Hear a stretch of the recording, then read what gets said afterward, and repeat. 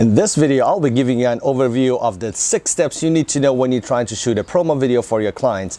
And I'll be telling you about my recent project that I completed. But first, let's check out the completed video.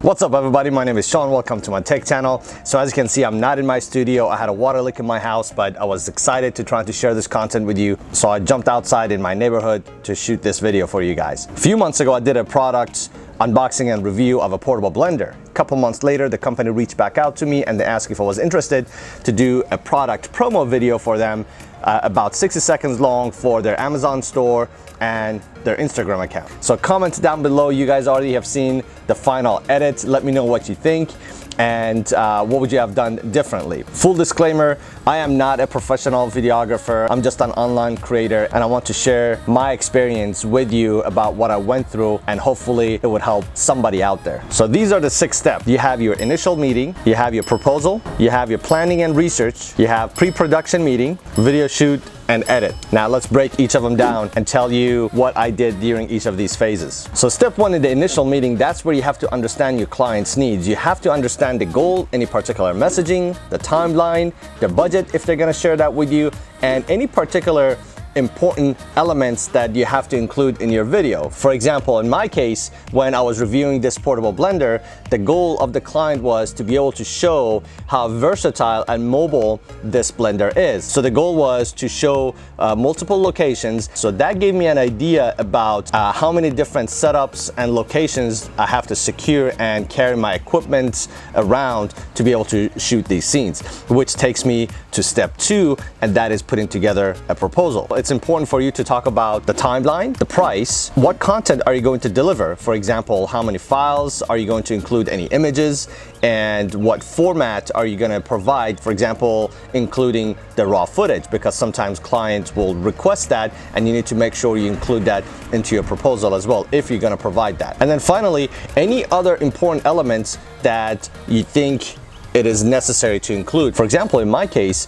I shared with the client exactly how many scenes I was going to include and where those scenes were going to be shot. Also, the client had initially requested to include minimum 2 models, and I make sure I include the number of models in my proposal. Number 3 is your planning and research, and this by far is the most important segment of your entire project. The most important segment of your entire project. This is where you actually have to spend time and think about how you're going to translate the client's goal and message into a final product. So this is where you need to do your research about locations, about models, about equipments, any particular permits you need to get to be able to secure filming in those locations. And once you have all that, then you need to think about the props you're going to purchase and put together a storyboard. Storyboard is a visual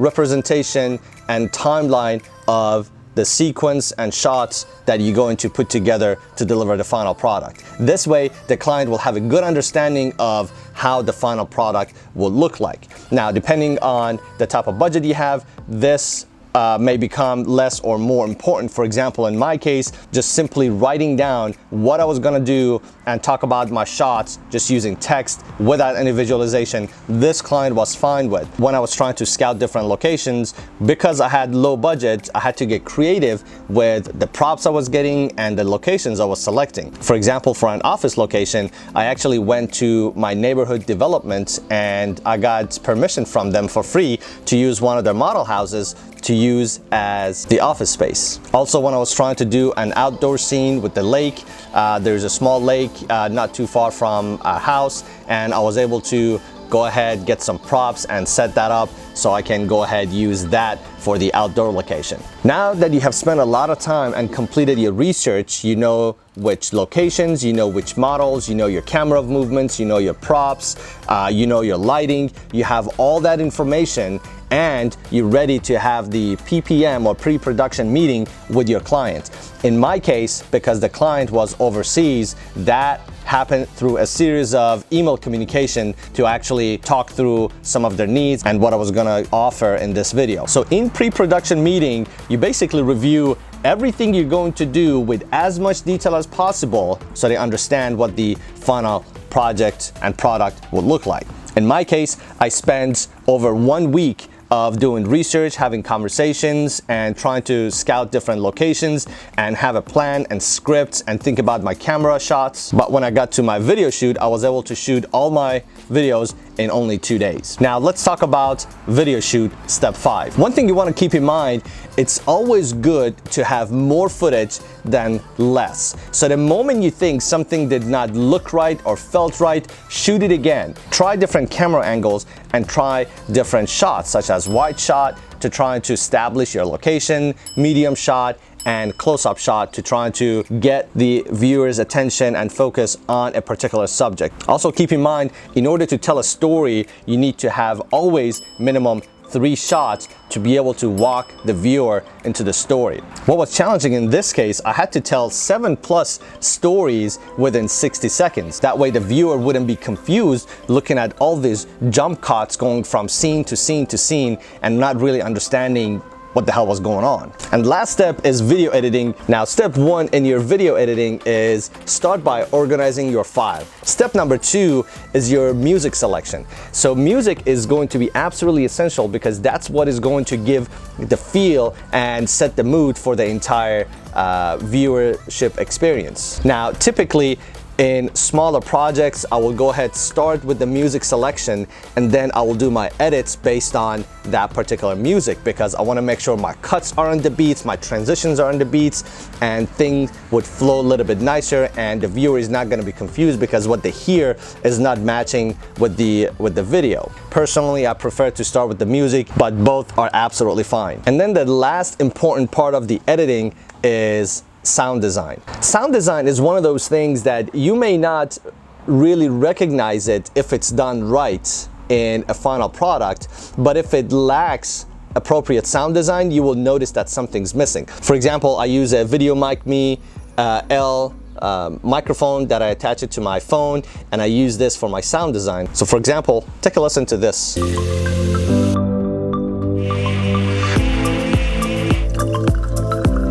You see, so this is where I actually went and used this mic, got very close and captured the sound I wanted, such as the blender sound or pouring water down, and was able to go ahead and put that natural sound on the footage. Even though there's no other audio, but those are the parts that I really wanted to have that pop and make sure I can showcase the product using good sound design.